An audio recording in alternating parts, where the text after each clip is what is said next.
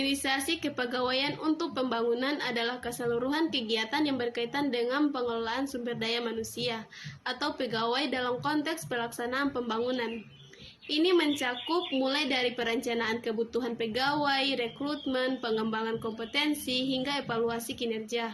Tujuan utamanya adalah untuk memastikan bahwa pegawai memiliki kompetensi yang tepat, motivasi yang tinggi, dan dikelola secara efektif sehingga dapat berkontribusi secara optimal dalam mencapai tujuan pembangunan. Mengapa administrasi kepegawaian penting untuk pembangunan? Karena ada beberapa faktor. Yang pertama, sumber daya manusia sebagai aset utama, di mana pegawai adalah aset paling berharga dalam setiap organisasi. Kualitas dari kinerja mereka secara langsung mempengaruhi keberhasilan program pembangunan. Yang kedua, pencapaian tujuan, di mana pencapaian tujuan ini administrasi kepegawaian yang memastikan bahwa pegawai memiliki pengetahuan, keterampilan, dan sikap yang sesuai dengan tugas dan tanggung jawab, sehingga tujuan pembangunan dapat tercapai secara efektif dan efisien.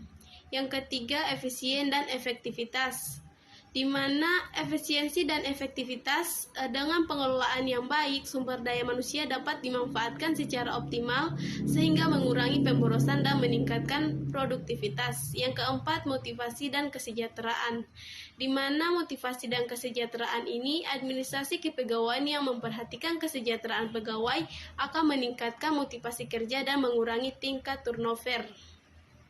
Ada beberapa ruang lingkup administrasi kepegawaian untuk pembangunan.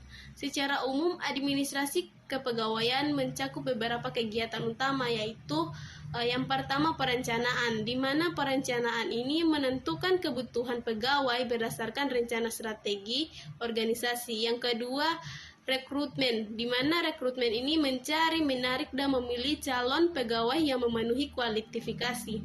Yang ketiga, seleksi calon pegawai yang paling sesuai dengan kebutuhan organisasi. Yang keempat, penempatan, di mana penempatan ini menugaskan pegawai pada posisi yang sesuai dengan kompetensinya. Pengembangan meningkatkan kompetensi pegawai melalui pelatihan, pendidikan, dan pengalaman kerja.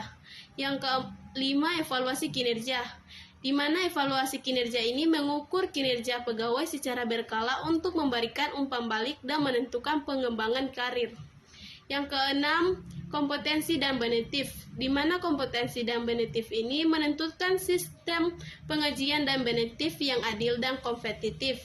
Yang ketujuh, hubungan kerja, di mana hubungan kerja membangun hubungan kerja yang harmonis antara pegawai dan organisasi. Terakhir, penerapan administrasi kepegawaian dalam pembangunan. Yang pertama itu pembangunan infrastruktur, di mana memastikan adanya tenaga ahli konstruksi yang cukup dan berkualitas untuk melaksanakan proyek infrastruktur.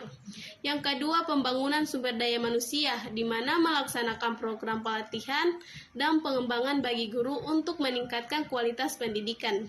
Yang ketiga, pembangunan ekonomi, di mana memfasilitasi penciptaan lapangan kerja baru melalui program-program kewirausahaan.